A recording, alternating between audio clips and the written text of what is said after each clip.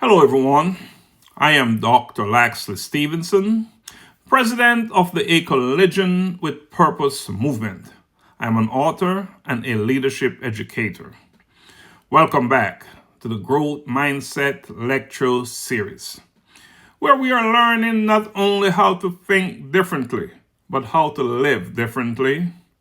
So far, we have learned how to switch on a growth mindset, how the brain rewires itself, the power of yet and self-talk, the importance of systems, and how habits shape identity. Today in Lecture 6, we will explore 3 realities you cannot avoid if you want to grow: failure, feedback, and fear. These realities are not signs of weakness. They are signs you are stretching, reaching, and stepping into growth. The key is not to run from them, but to apply them in your daily activities. Let us use Thomas Edison as an example. After thousands of unsuccessful experiments, he didn't say, "I failed." He said, "I have found 10,000 ways that won't work." Where most people saw failure, he saw feedback. Where others feared more attempts, he embraced them as steps towards success. The obstacles weren't different. The mindset was. Thomas Edison's story highlights 3 powerful growth signals: failure, feedback, and fear. Let us explore each of them, because the way you interpret these growth signals will determine how far you go. Growth signal number 1, failure. Failure is feedback, not finality. In a fixed mindset, failure says you're not good enough. In a growth mindset, failure says here's a chance to adjust. Every failure contains a lesson. Each setback is information that, if used, brings you closer to mastery. Remember, failure is not the opposite of success. It is the process of success. Growth signal number 2, feedback. Feedback is fuel, not judgment. A fixed mindset resists feedback because it feels like criticism.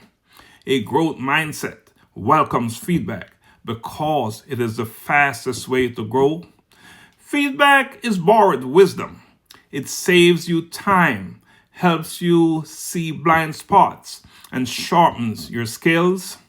When seeking feedback, make sure not to ask for generic feedback, like, "How did I do?" Ask for specific feedback. What is one thing I could improve next time? Specific feedback accelerates growth. Growth signal number 3, fear. Fear points to where growth lives. Fear is often a sign that you're standing at the edge of your growth zone. Most fears are exaggerated. They shrink when you define them. Here are 3 questions for you to answer. Number 1, what is the worst that could happen? Number 2, how would I handle it if the worst happened? Number 3, what is the best that could happen if I try? It is important to understand that clarity takes the power away from fear. In essence, what was once a wall becomes a doorway. Failure, feedback, and fear are not roadblocks. They are growth signals. Failure shows you what doesn't work. Feedback shows you what to adjust. Fear shows you where courage is needed. If you avoid them, you avoid growth. If you embrace them, you accelerate growth. Here are your challenges for this week. Challenge number 1, redefine failure. Take one setback and write down what it taught you. Reframe it as a lesson learned.